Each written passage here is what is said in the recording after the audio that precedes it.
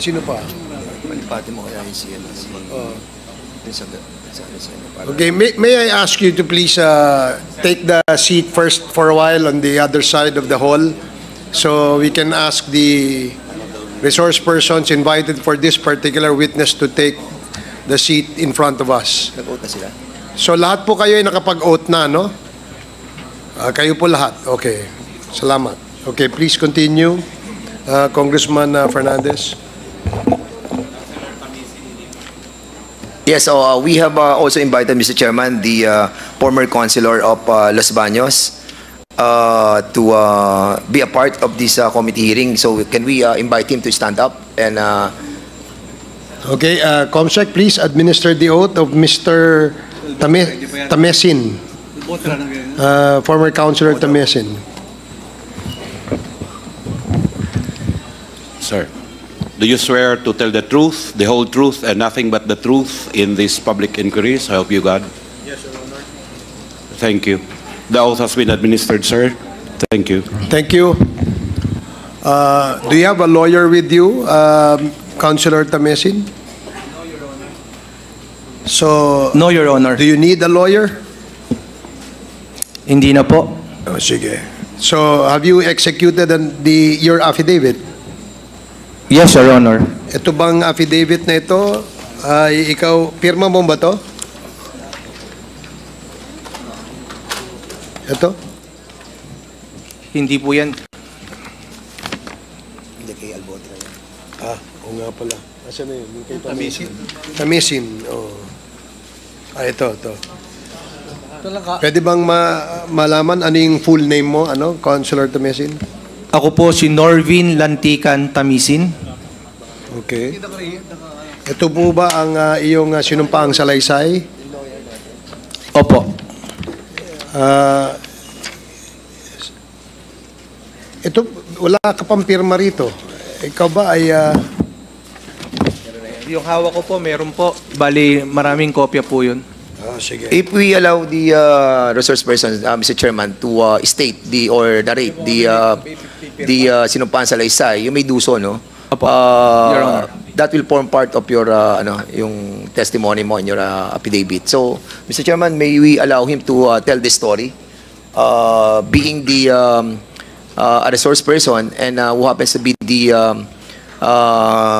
suspect on the killing of Mayor Cesar Perez, and you were jailed for 7 months. Yes, Your Honor. And now you are released. Yes, Your Honor. Na-release ka on bail. On bail po. So, na-release ka. So, Yes, Your Honor.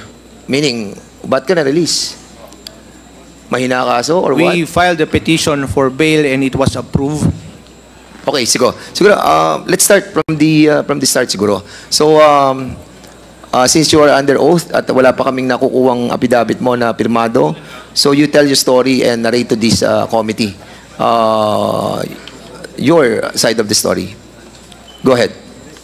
Ako po si Norvin Lantican Tamisin, naging konsyal po ng bayan ng Los Baños for 12 years, independent, 2013 and 16 po, nahalal bilang independent at #1 councilor po ng aming bayan.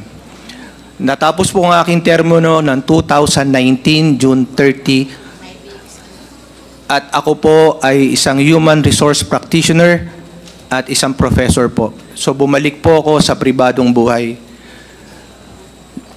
Noong December 3, ako po ay nasa garden ng aking kaibigan dahil mahilig po akong mag-alaga ng bonsai. Nagtitinda rin po sa pamamagitan ng pagtuturo ng kaibigan ko si Mr. Emmanuel Mapili. Mula po alas 5 hanggang madaling araw ay nandun po kami at nakipagkwentuhan at nakauwi na po ng pasado alas 2. Nagulat na lang po ako, nalaman ko na pinatay daw po si Mayor Perez. That was December 3, 2020 po, Your Honor. Umalingaw nga ako dahil si Mayor Perez po, at that time, based on reports, he was included in the narco list from the original list. Kami naman po ay siyempre nababasa lang ngunit hindi ko po nakikita. In honor of the late Mayor Perez, hindi ko po alam. Nagulat na lang po ako, naglabasan sa news na ako pala po ay nahabla. Samantalang wala naman po akong kaalam-alam doon. Sa nasabing habla, sinasabi nila na nakita daw po ako within the vicinity sa tapat ng 7-Eleven. Wala naman po ako doon. Ang masakit po nito, may nagturo na isang bogus witness na nakita daw niya ako. Kaya nung ma-file yung case, sa kanilang reklamo ay mayroong video pero hindi po nila isinumite at hindi rin ho kami nabigyan ng kopya. Habang naka-file, marami pong maaligid sa bahay, laging tanong ng tanong, alam ko po mga pulis yun, nakasibilyan. Minabuti po ng pamilya ko na umalis muna po ako. At napagdesisyonan ko upang hindi naman po sila madamay. Dahil alam ko po, malaki ang posibilidad na itutumba nila ako para maging case closed. Kaya lumayo po ako pero hindi po ako nagtago. Naglipat-lipat lang ako at nakikita naman po ko dahil kung sakaling ako itutumba, wag na lang madamay ang pamilya ko. May mga anak din naman ako eh.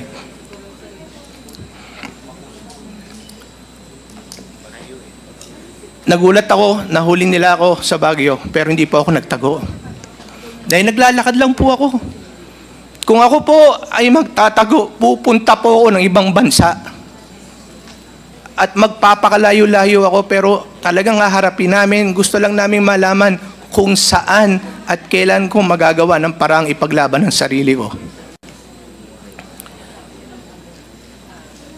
Nung ako po'y nahuli, naghihiring na nailabas yung video na kumakalat ho sa mga Facebook, sa mga messengers. Nagulat kami. Wala naman ako sa video.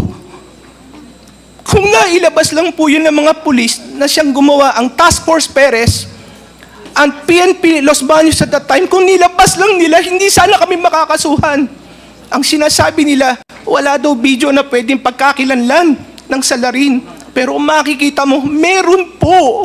Meron. Sinama nila si Ginoong Glenn Arrieta na LCR head na galing ng civil service. I don't know the person personally. Sinasabi nila pinapaling daw ang video kaya walang makita.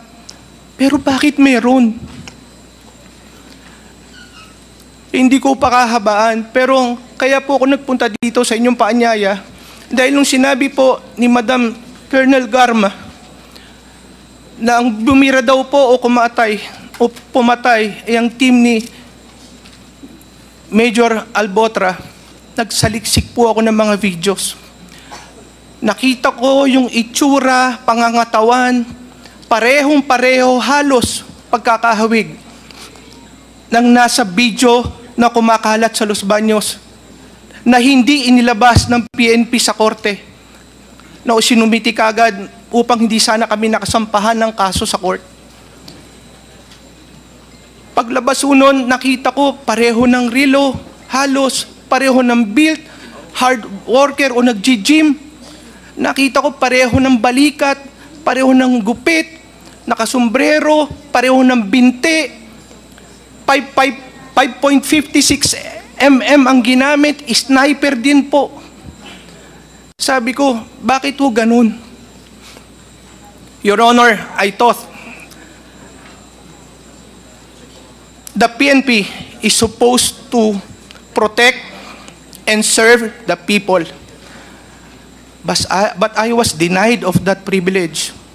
I know not all, but a few of them are scalawags.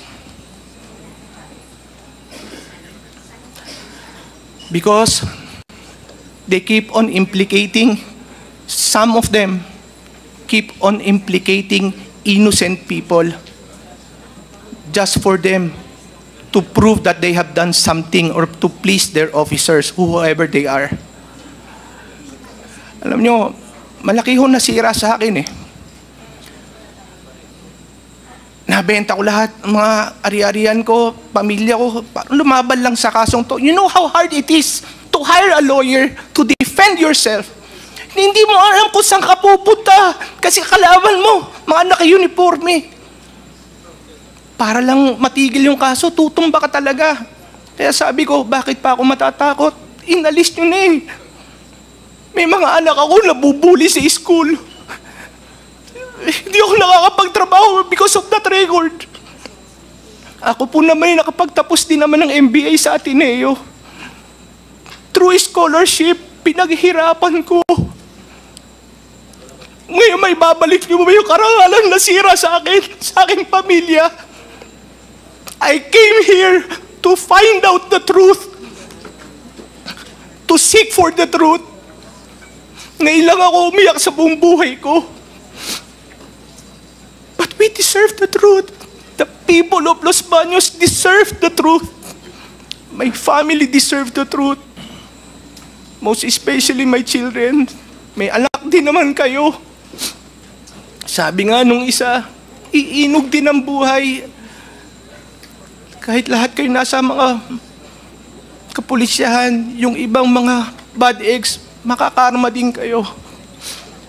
Tama naman. Gano'ng kasakit kayo nangyari kay Senator De Lima, 7 taon. Ako 7 buwan. But regardless of the time, are we speaking of quantity? One day in jail is very hard. Even if you are guilty. What more if you're not guilty? I'm speaking on behalf of those people na namatay, na parusahan na walang kasalanan. Kung ikamamatay ko, itatanggapin ko kaysa naman sirang-sira pangalan ko. I'm sorry, Your Honor.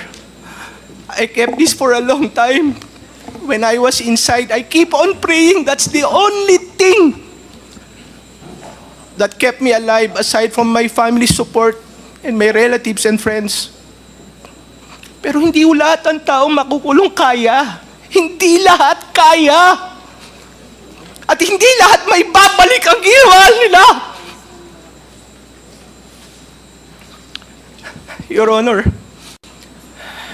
I can take things personally, regardless of how I feel. I always wanted to do the right thing. For 12 years, I have no record of corruption. I have no record of being an abusive public servant. Yes, I filed cases against those corrupt and abusive public officials because that is the mandate. Aside from being legal, it is a moral obligation on my part. When they're trying to set up a casino, I expose and try to stop it. When they're dumping the garbage at the creek of Makiling Forest Reserve, wherein the leachate will go directly sa lawa ng lalawigan ng Laguna at mamamatay ang mga isda at yaman dagat, I expose and file the necessary cases. When they're cutting the 29, when they cut the 29 trees in Jamboree Los Baños, I tried to stop it because they're about to cut more 602 more trees. Your Honor, if this is what I deserve for fighting for what is right, and then so be it. But I'm not a killer. Even in my mind, I don't think of it. Hindi ko po yan magagawa. Wala po yan sa pagkatao ko, sa pamilya ko, sa lahi ko. Yes, I file cases, but I don't kill people. That's why I would like to take this opportunity, Your Honor. I did not kill him. I have no idea why my name was implicated in this case. As a matter of fact, even if I have reasons or compelling reasons, still I will not do it. Hindi ko po gagawin yan. Because I believe in the rule of law. Kaya nga po ako naghahable. Lahat po nagkakamali, pinipilit kong itama. Kung ayaw po, nakontra ako. Pag ayaw, I seek the help of the court. especially ombudsman, so that they will be the one to decide. And at that time when Mayor Perez was killed, I'm no longer a politician or public servant at that time. Nasa private life na po ako. Hindi po ako makikinabang kung sakali man. Hindi ko rin po magagawa. Bukod sa walang kapakinabangan, hindi po yan ang aking pagkatao. Kilala po ako ni Sir Dan, nanungkulan po yan sa Laguna. Nangahabla lang po ako. Pero hindi po ako napatay. Thank you, Your Honor.